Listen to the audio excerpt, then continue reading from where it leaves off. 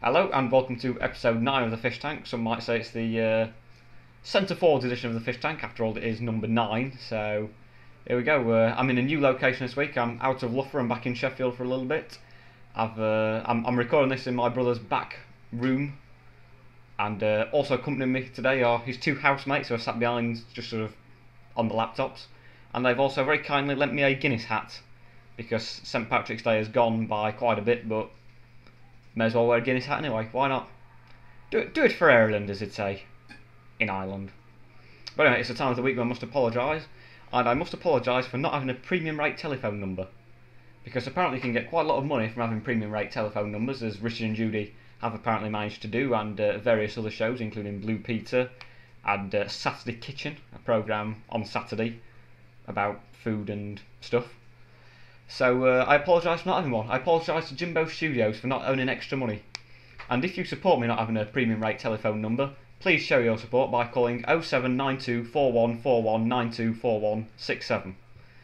Calls cost 3p a minute, plus a connection charge of 49p, which is where a lot of the money actually gets made, from having a large connection charge. So if you ever want to ring 118 118, don't bother, because it's the connection charge that does you, not the amount that you're actually on the phone. I think it's 49p for the connection, plus 7p a minute.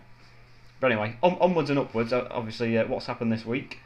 Well, quite a few things. I went out last night on the bar crawl in Sheffield.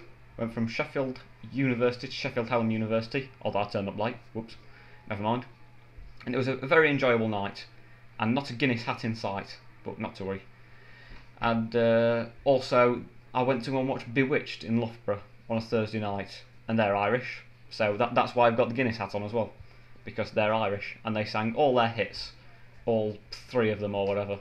They were quite good actually, not quite as good as the Venga Boys I'd say, but they were alright. Also, I went to go and book a holiday the other day, and I walked in, said to the travel agent, said I want to book a holiday. He said, where do you want to go? I noticed on the wall there was a picture of Ibiza, so I said I'd quite like to go on there. It's just pinned me up on the wall. Can you believe it? It's just very, very cheeky. So I said no, I'm not too keen now on going to Ibiza, and said I'd like to go to France.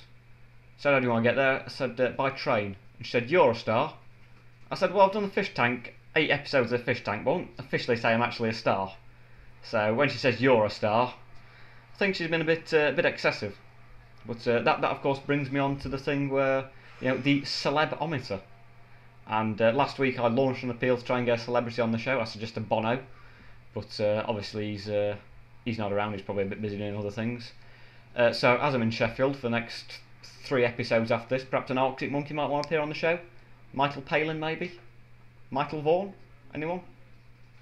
I would try and get Terry Wogan to appear on the show, and we did negotiate Jimbo Studios, rang him up, but it took quite a while for us to convince Terry Wogan that I hadn't won Eurovision, because he got a bit confused with that, if you remember, he announced the wrong person.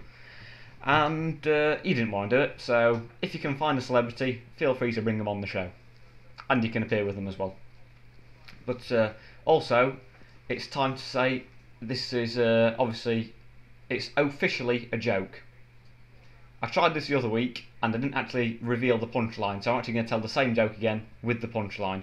If you remember, 2 people who were doing the studio setting drop their setting and studio, and drop the studio and setting, if that makes any sense, which I'm sure it does. So this is the actual joke, because people have asked what was the actual punchline. So a man walks into a bar carrying a large salmon, and he lays the salmon down on the bar, says to the barman, do you sell fish cakes? The barman says, no, we don't sell fish cakes, why? The man says, oh, it's my salmon's birthday next week. Want to give him a cake in advance. So there you go. I'm not sure. Do salmons have ages that they reach? Perhaps is it the same as human years, or is it like dog years? It's like a little variation called salmon years, perhaps. But anyway, there we go. It's the time of the week, of course, where I move on to the headline and quote. This week's headline comes from London Evening Standard again. They get quite a lot of headlines. It's man in River Thames had drink problem. So it must be a serious drink problem if you've got to jump in the River Thames and have a quick swig.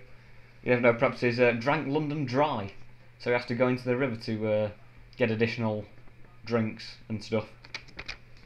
And this quote comes from Ian Huxman, who is the managing director of Exeter City. He says, playing Manchester United is a big hurdle. but we're keeping our feet on the ground. So how are you going to clear the hurdle if you've got your feet on the ground? Just think about it. A bit of sense is all that's needed. So be having your feet on the ground as you run up, and then come to the hurdle and jump over it. Don't keep your feet attached to the ground because you're not even going to move, let alone jump over any hurdle.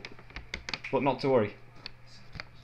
Anyway, that brings the end of the show, and I'll leave you with news that apparently this week, unfortunately, the World Hokey Cokey champion died.